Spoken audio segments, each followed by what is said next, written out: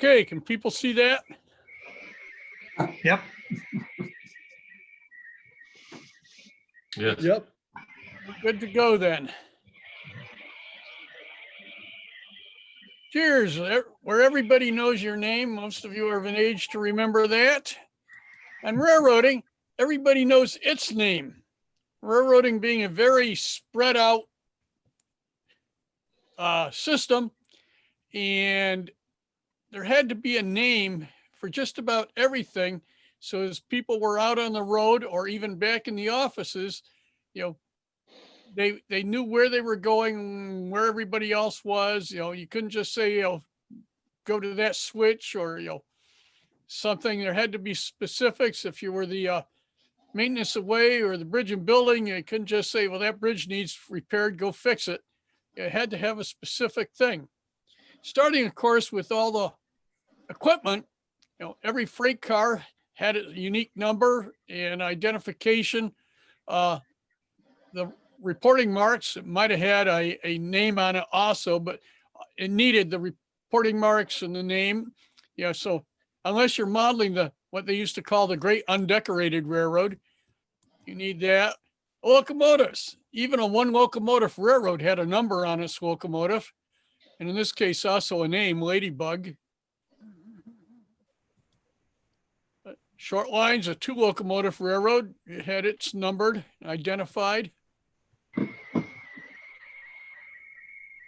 And the with the electrics and diesels, the Federal Railroad Administration required that locomotives the front end be identified, especially with locomotives like this.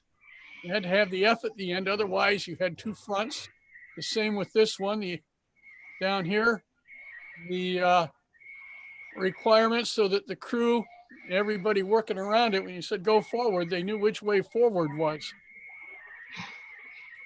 Tracks. This is the New Haven near Stamford, Connecticut, where I spent my senior year of high school. Four tracks on their main line.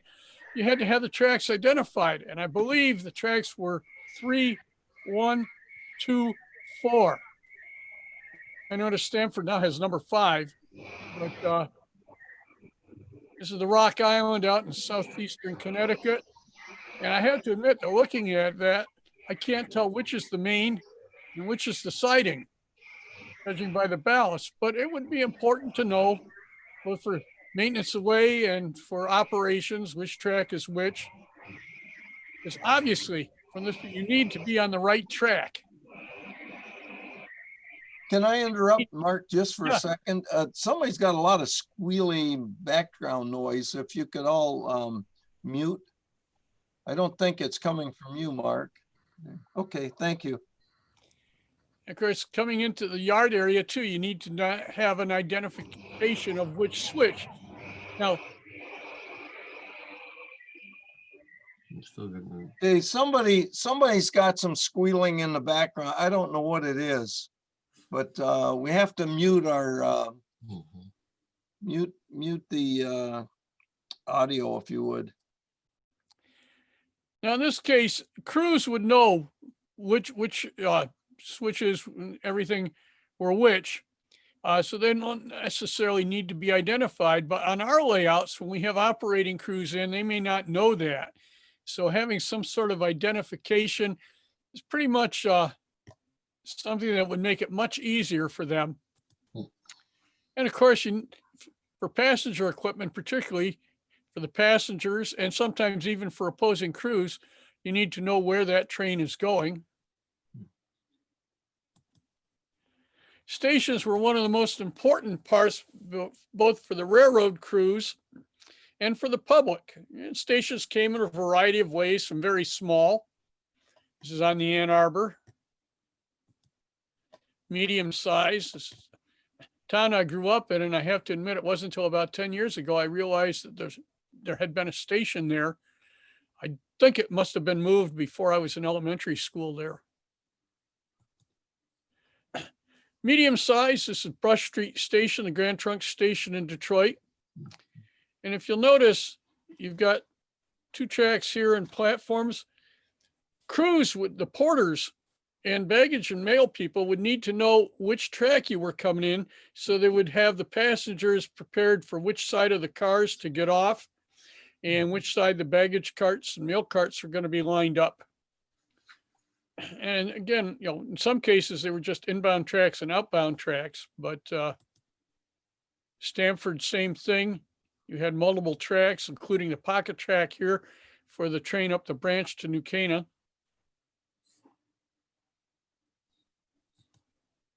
Some stations were very large, the Pittsburgh and Lake Erie and Pittsburgh. They had offices, but a very large passenger terminal inside, which is now a restaurant. And there's actually two stations in this picture because you got the funicular station up here. Mhm.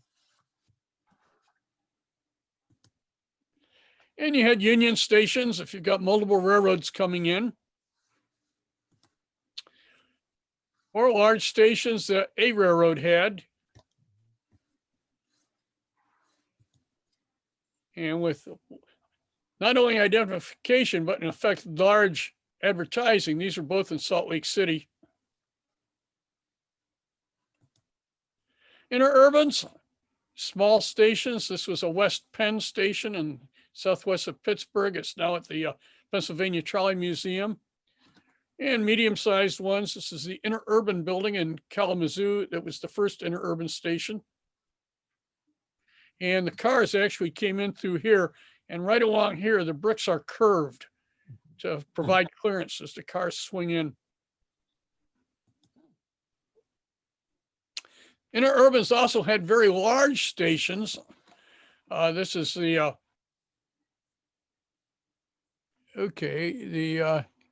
yeah, I've got my picture in the way. The Northern Ohio Terminal and Light station and office buildings in Akron, and behind it was a big umbrella shed with all the tracks that came in. It's now a parking lot.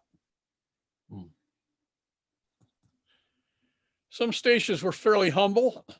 This is Stratford at the end of the Grand Rapids, Kalkaska and Southeastern Railroad. I was at Stratford once. There was a marker by the DNR to indicate it was there. Can't find it on a map anymore. And it was the end of a 2-track road, and I don't think I could find it again. Some were rather more elaborate, definitely interesting signage, and I suspect that's lit at night for somebody that wanted to do some lighting. This is on the South Shore. And some of the signs were pretty plain. In fact, I'm not sure how most of the passengers at ground level would see this.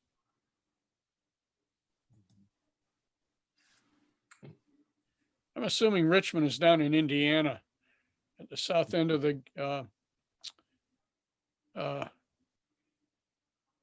yeah, right. Name is skipping me. The Is that the Grand Rapids in Grand Indiana? Rapids, Indiana. Thank you. Yeah, Yeah, that's up north. Elston's up north. There's a Richmond yeah. in Michigan as well. The rather elaborate names on some of them. This is the Buffalo in Pittsburgh. Ann Arbor had a pretty fancy sign on their Cadillac station. Pennsylvania Railroad, the other station in Philadelphia, a suburban station. And the New York Central, of course, couldn't be left out. This is their Buffalo station. And right down here, they had an elaborate name over the entrance. This was being restored, and you can occasionally get a tour of the interior. Some stations are pretty much diminished. This is North Lansing. It replaced an original station, and I think now it's just maintenance away. And the tracks off here up to Owasso are long gone. And some stations have totally disappeared. But as far as the railroad is concerned, this is still a station. It's the Adrian and Blissfield. But there are new stations, the Grand Rapids Amtrak station. And Brightline, here they've identified both the railroad and the location.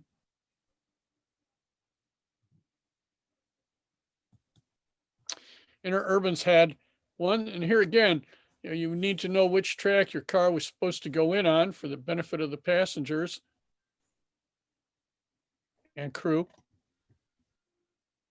That area is now a parking lot. The other station still exists as a truck repair facility. And of course, this kind of sign helped the passengers find which train they were supposed to go on. It's been moved from the station, obviously. This is a museum in New Jersey. And again, the track is identified. And this is the New Haven station with a huge number of tracks and an underground tunnel that got passengers to them. And again, even under there, they would need to be identified as to which track you were going on. So if you have a model, this is the Richmond, Virginia station model, N-scale model of it. Again, even though you could get off on either side, the crews would need to know which side they were supposed to prepare the passengers and baggage and mail to be unloaded from. And, this is typical N-track 3 rail one, and an N-track has them identified by color. On our layout, we always identified them just by number because you didn't want to have to be looking under the layout to see what color wire was going to what color track. Towers were the next most important thing for the railroads. Trowbridge. At one time, there were 2 towers there, one for each railroad. But the picture I have is pretty grainy. But again, you've got the signals and you've got the important part for the crews. This is where they could pick up orders.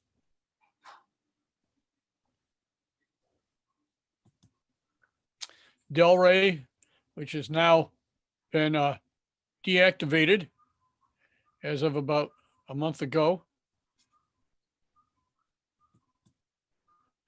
BO Tower at Kalamazoo.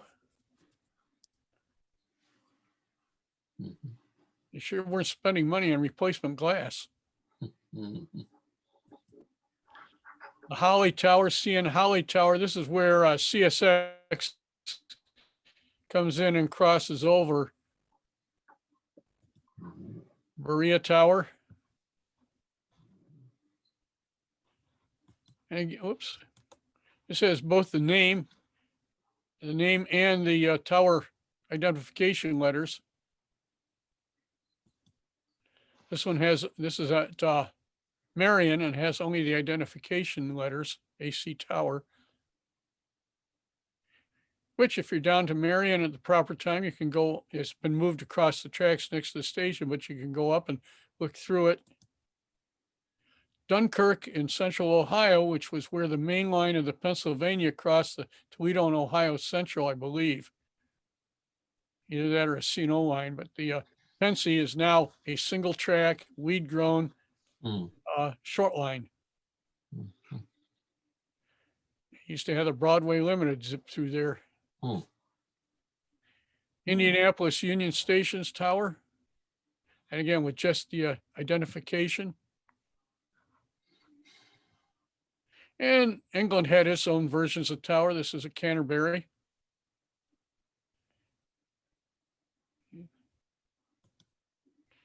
And it's a tower on my layout. Now, an N scale, and some of these identifications kind of are gauge or scale appropriate. I could put the letters on here and, in this view, you would see them. But if you're standing there operating, they'd be pretty difficult to see, which is why I have underneath identified on the fascia. And also there's a yard right off to the left. So it shows the tracks on the yard. And actually over on the yard panel, it shows, because that's where my interchange with the various other railroads as to which railroad it has which track. The nickel plate, the Wheeling, and the B&O. Towers have been replaced by metal boxes. So if you're modeling a contemporary scene, you don't have to build a complex tower, or you don't have to build an abandoned one. You just put down a metal box. And again, in the HO and larger scales, the identification signs on it would work better than they would in N scale. This is replacing Delray's tower. And don't forget the necessary room.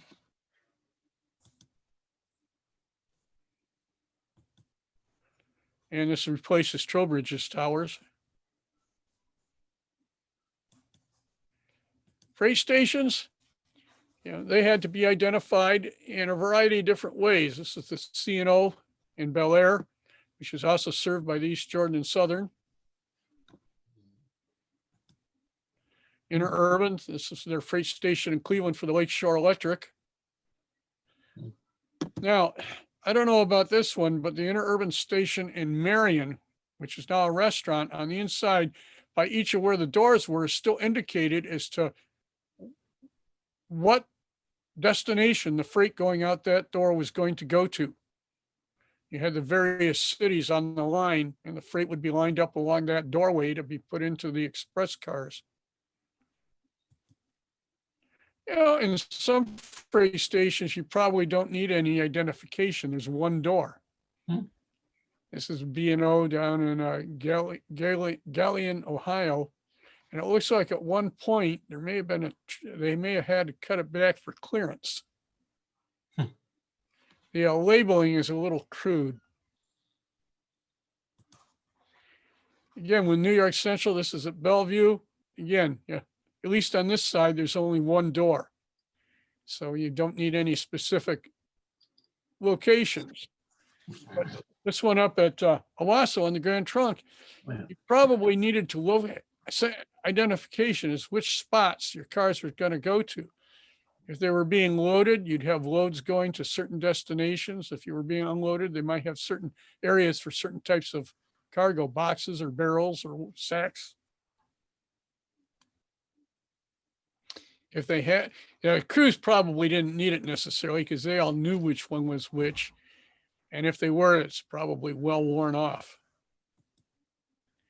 The Ann Arbor's freight station in Cadillac, and again, you had at least two spots.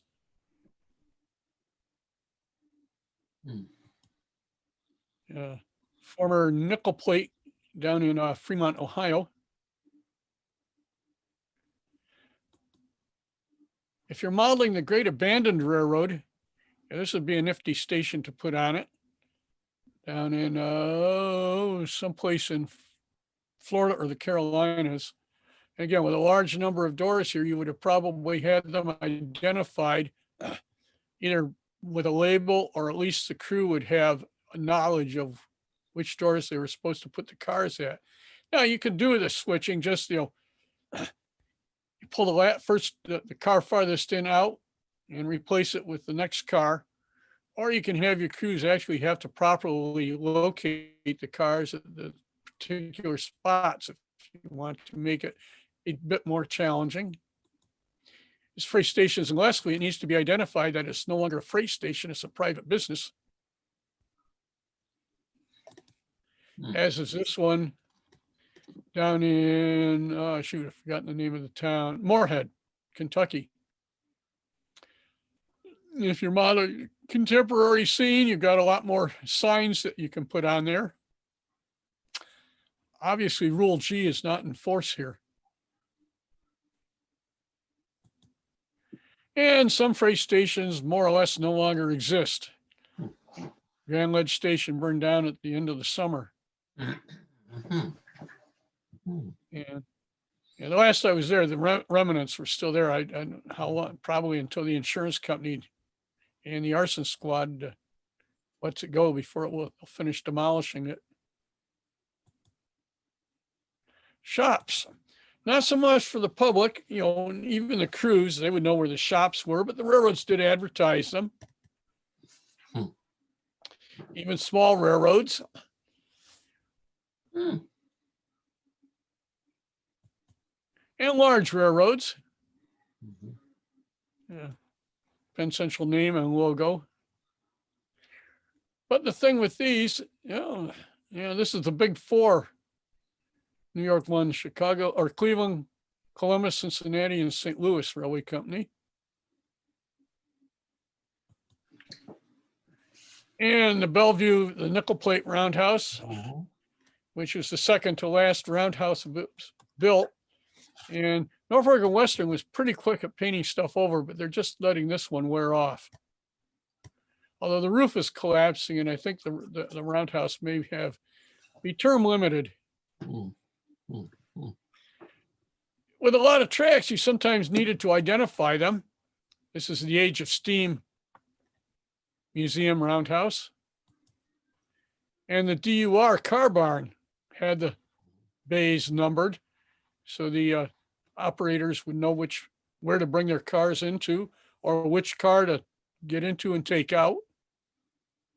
I guess that's something you may have on your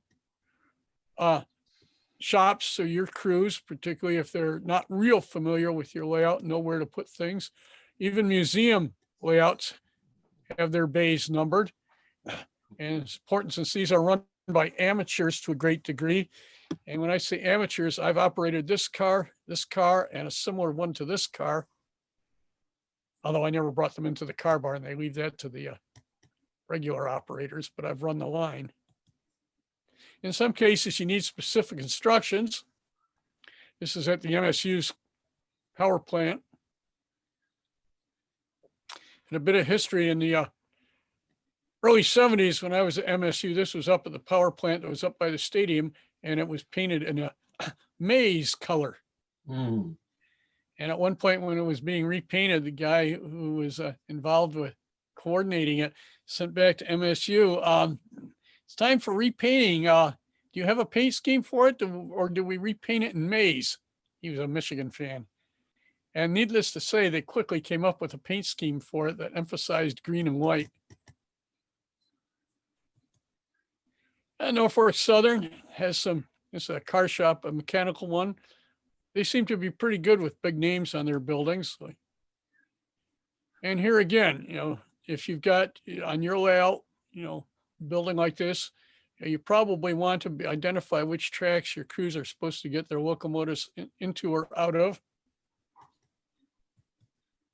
Even small railroads, they don't need to identify the bay. There's one, but they've got their name on it. This is at Elma.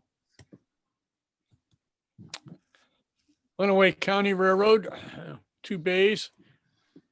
Now, these signs just not identifying it, just warning of close clearance. Nobody on the side of the car. Some railroads have very fancy signs. This is down in North Carolina. Mm. Elyria, the Cleveland Southwestern and Mm. Columbus Interurban. The car barn is still there. Mm. In fact, on the interior, there's still the troughs, metal troughs that cover the overhead power lines. Mm. And contemporary electric railways have their signs up. Mhm. It's in Michigan City. And Electromotive had a big sign outside their factory. And this has been preserved and is now down at the Illinois Railway Museum. R.J. Corman in Louisville and Frankfort, Louisville. Nope, Frankfort, Kentucky. This obviously doesn't have tracks in it, but it's probably where they keep and maintain a lot of the equipment they use for picking up trains that have left the rails unintentionally. Mm. Cleveland Streetcar Company had the powerhouse with a fancy sign on it. This is now an aquarium. And on your model, you can identify your shop as well.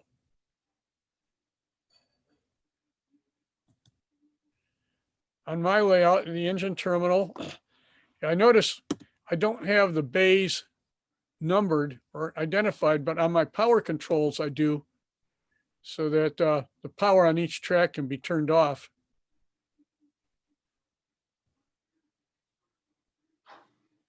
I'm missing one there. And the next time we do a building with wood, Terry, you can have us build one of these signs. Hmm. Duluth, Winnipeg, and Pacific, when they moved their facilities out of Duluth to make way for a freeway over into south of Superior, yeah, they moved everything there, and they've got this interesting sign. And general office, general manager, engineering, transportation, yard office, mechanical building, local and car maintenance, I guess, communications and offices. Yeah. Got identified. This is probably one of the best known railroad offices in Santa Fe and Chicago. And I believe that sign got saved and is going out to the Illinois Railway Museum. Hmm. Hmm. Cool. And you can see this from way out in the lake. Hmm. The Cleveland Railway Company, which is the original streetcar name for the streetcar line in Cleveland. Great Lakes Central. This is on the old Cadillac Freight House. Yeah, it's a little bit less elaborate than that one. Easy enough to print up. And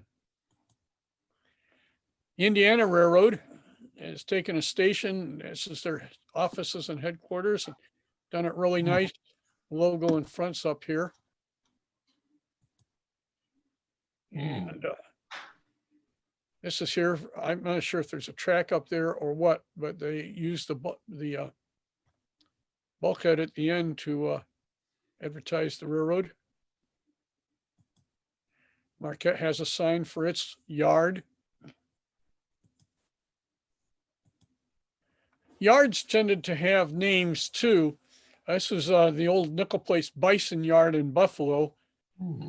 which is now New York Central, or as CSX and a short line. And interestingly, there's the New York Central station building in the background. Hmm. Built much like Michigan Central's Detroit one, outside of town, out to the edge of town where they expected the town to go to. And it didn't. And it's basically in the same sort of status as the one in Detroit, although the choices now, I guess, got better future life. Michigan Northern Railway, or Iowa Northern in Waterloo, to their yard. I don't know who Bryant is, but. And again, with yards, you kind of need to identify the tracks, because which Penn Central car are you going to pick out here? Easier to maybe just grab a Penn car. This is, I believe, in Cleveland. Duluth South Shore. Nope, wrong railroad. Duluth, Mesabi and Iron Range, Proctor Yard. And back in the days before pellets, all the ore came in and it was a different qualities and grades. And the cars all had to be sorted with a certain amounts of different grades of ore together to match the customer's requirements before they took it down to the docks and loaded it into the freighters. You just didn't take a whole cut. Nowadays, you just take a cut of pellet cars down and it's all the same. But in the old days, this yard was used for sorting all of the ore. And so again, you needed to have the tracks identified so you knew which ore went in which track. Down in Toledo, Old Wheeling and Lake Erie nickel plate yard, or at least it's in the area of it. The Houston Belt and Terminal Railway Team Track, serving customers to the Rock Island, Fort Worth, and Denver, Missouri Pacific, and Santa Fe. Only two of them got logos. Toledo, this is where the B&O's engine terminal was, and now it's a bulk distribution facility. Roundhouse and Coal Tower are gone. And these are not track identifications, they're just the blue flags, because obviously you've got people working around the cars. And the Saginaw Yard in Lansing has its sign. And industries had their own yards. And here again, While the crews would know which track was which, your crews may not. So they need to have some way of identifying which track they're supposed to be putting loads in, empties into, or pulling loads out of. This is down at Detroit. And the railroads put their names on some other equipment too. This is at Huron, Ohio. And I did have a picture where it said, this is the third one. They had Wheeling and Lake Erie originally, and then it was Nickel Plate Road, and then it became Norfolk and Western, and now they're all gone.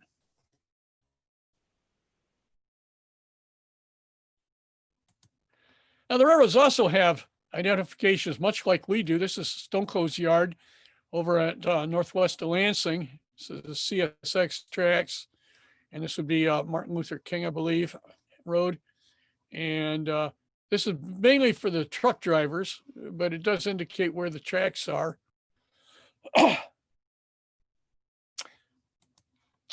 This is down on Whiskey Island in Cleveland, and this is a Norfolk Southern at the salt mine.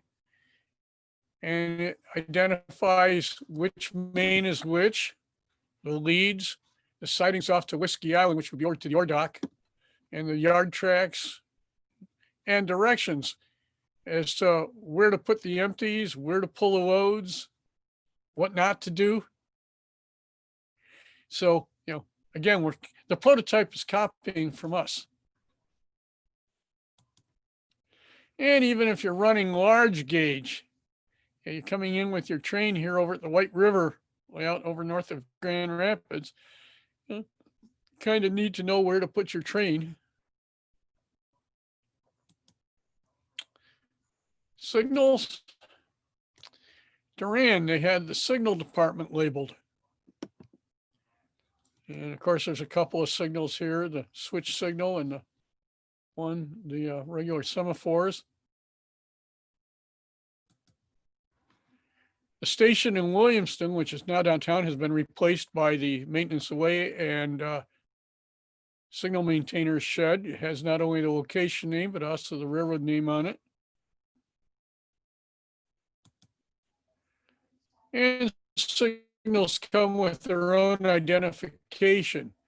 Often the mileage, this would be like probably 28.22 miles or 262.2, depending on the railroad, 729 or 72.9. This one, because there's a letter on it, it gives a different aspect to the signal. And note the small Grand Trunk Duran sign there. Again, this is the sort of thing that's much easier to do on the larger scales. On N scale, those could be pretty hard to read. And the crossings nowadays all have identifications. We're probably not going to do that on our layouts, but East Alfred Street and milepost and the Department of Transportation official number for that one. Track information for the crews. This is down in Toledo, York. And I don't know if that's a yard or a location or whatever, but I'm sure the crews know what it is. West Y up on the Lake Superior and Ishpeming. And note the signals have been turned sideways to indicate that they're no longer in service.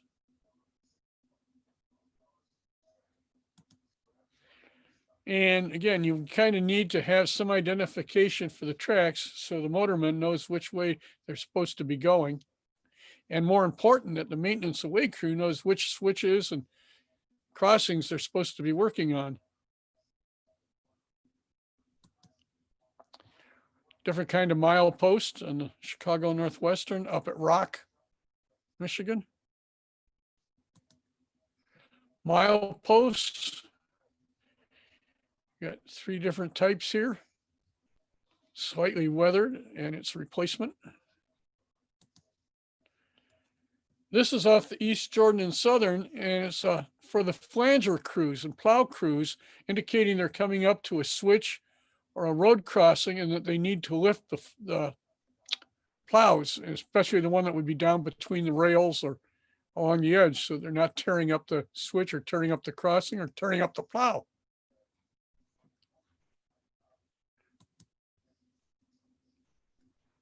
Maintenance limits. Most of us have been at some place that could have been called Delay Junction.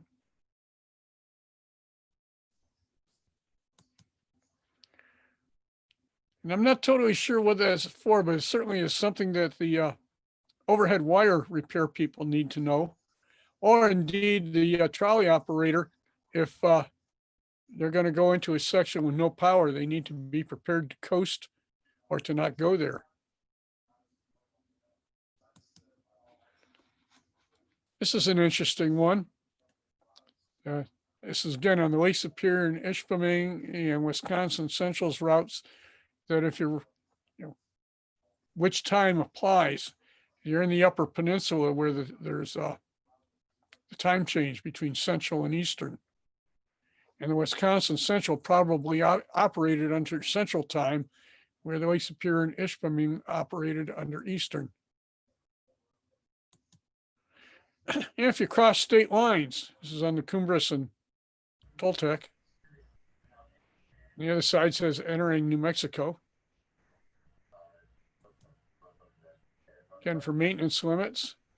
This is down at Delray where you've got CN, NS, and CSX all having various tracks. And it's kind of who's responsible for which track.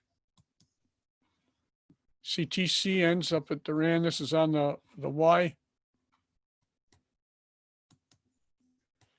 Down at Milan, again, where you've got the interchange between the Ann Arbor and the Norfolk and Western, the old Wabash, as to who's, one is the yard limit sign for the operating rules there, but the other is to who's responsible for maintaining it. This is from the other Southern Railway across the pond. This is kind of crude, but it's probably important for the operators on this railroad. And I don't know if this is one of those ones where the tunnel goes out into the yard or something, but which brings us to tunnels and bridges. A lot of the tunnels had names. Bridges often had, when they have names that the crews would know, but where the railroad also identified them. This is up in Mount Pleasant, as these are cut out letters welded to it.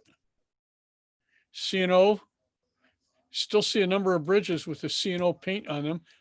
Here's a case, you got Western Maryland engine, a couple of B&O engines on the C&O Railroad. You can't tell the railroad without the name on the, painted on the bridge. Grand Trunk Western had an elaborate one. This, as of a year ago, was still down in Cleveland on the bridge, the nickel plate road paint scheme. And nickel plate went out of existence in October of 1964, I believe. So whatever paint they used was pretty good. And down in Fremont, Fostoria, and nickel plate engraved in the bridge on both sides. B&O on the other bridge. And 1852, I think, is not when the bridge was built. Kansas City Southern. This is at Texarkana. Here you're in Texas. Here you're in Arkansas. Most bridges had the name of the river or valley on them. So this was, out crossing Wolf River. So it would have been the Wolf River Bridge. Bridges also for the maintenance, way and bridge and building crew usually had some identification number. But for our purposes, this is the Cahoon Creek Trestle outside of west of Cleveland that the Lakeshore Electric had. And this is on Brooks Layout in Milford. When Atlas came out with their N-scale bridges, they very nicely did a nickel plate one for me. So I have several of those on my layout.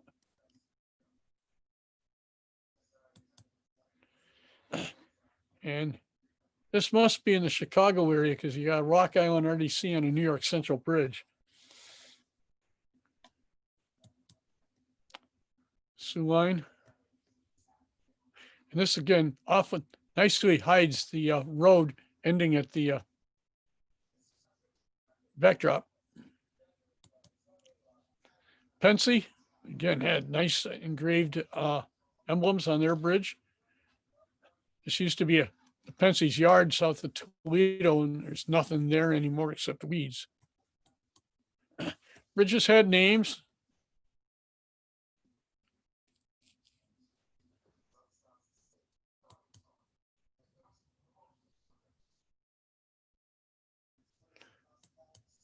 Sidings generally had names, and in many cases they had phone boxes right there so that when the crew was ready to come back onto the main, they could call in to get permission from the dispatcher. In this case, the switch is identified as a house track. I can't do that in N scale. You couldn't see it. So I have signs by some of my switches. The paper plant switch out behind my house. For a long time, they had a box here, which I think was the phone box.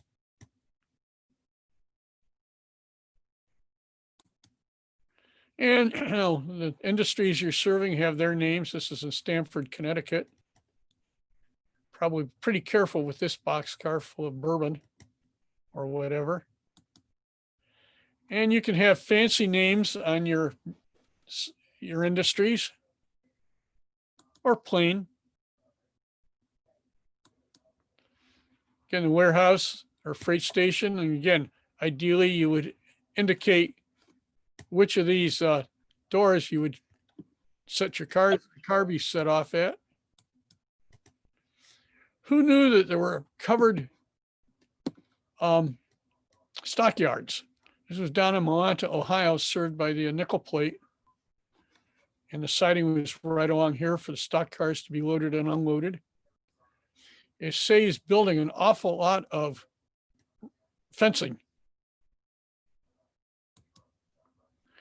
This modeler has indicated, you know, yards, kind of a crude sign for here, but I suspect it's still in process as to what the siding was. And to yard track 3, yard track 2, yard track 1. Again, the business has a name on it, so you know where to deliver the car. You wouldn't want that one to go astray. An elevator alley here, you've got a whole lot of spots, and your crews probably want to have them identified. This is down in Cleveland. It was originally served by the B&O. It's now served by the Flats Industrial Railway. Right beyond those covered hoppers is the Cuyahoga River, because the elevator is also served by the Great Lakes freighters. The bridge up here, this lower level, was originally the streetcars and interurbans. And note how the switch stand here is protected.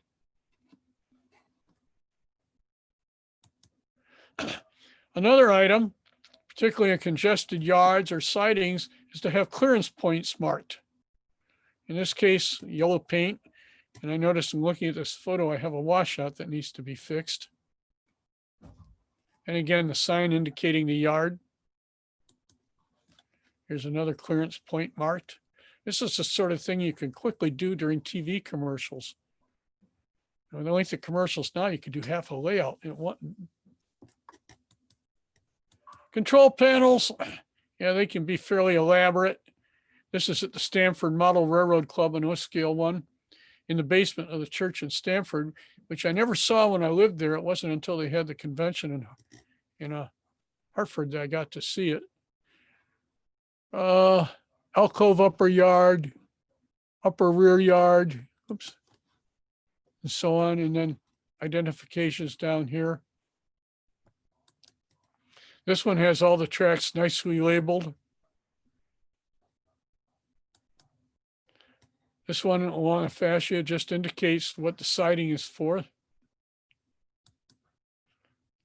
This is down in the Depot Museum in Marion, and it's the old Alexis interlocking tower board from the tower that was north of Toledo where the Ann Arbor and Pierre Marquette Railroad cross the Michigan Central and New York Central railroads.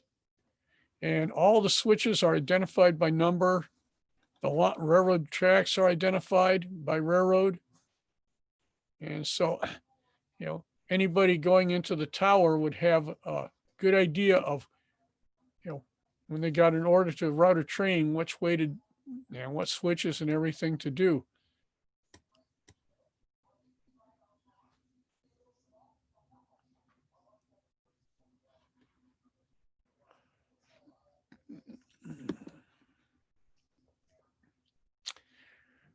I think the railroads are sort of color coded, or at least the joint sections are, or the joint use sections. And even the direction and where the tracks are going to. There's some off track, all the crossings now have to have an identification number. Something the larger scales could probably have a little blue tag on their signs. You've got off-site identification of where you're at with the tank. This is down at Spencer Shops. The Southern took the advantage of their oil tanks to advertise themselves. And on my layout, Wet Cement has a big logo on the cement silo. Why not Montana? I'm not sure if that's a real name or if Truax invented it. And again, on the larger scales on your road signs, you could indicate the railroad, Nickel Plate Road, South Railroad, Railroad. Oh, for some of you Spartan fans, although it would have been more appropriate in green, but it could have been the local team too. Even off-site industries may have a railroad name. This is down in Bellevue, or no, I think it's in Frankfort, Indiana.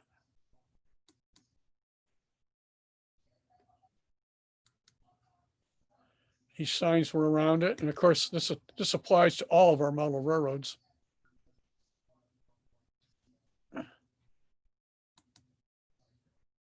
And some landlines, because we want to make sure our spouses don't get one of these and limit our expansion of our layouts. It's in Philadelphia, and this is kind of very important one because every week you end up apparently with automobiles in the tunnel, which is not good for the streetcars and less good for the automobiles. So you're probably ready for water or a better brew. We've come to the end.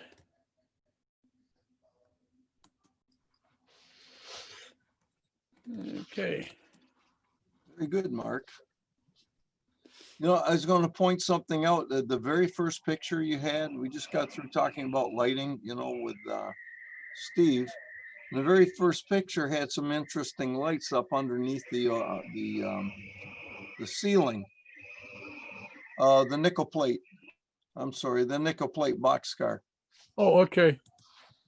Look at the lights there. Oh, yeah. They're all hanging.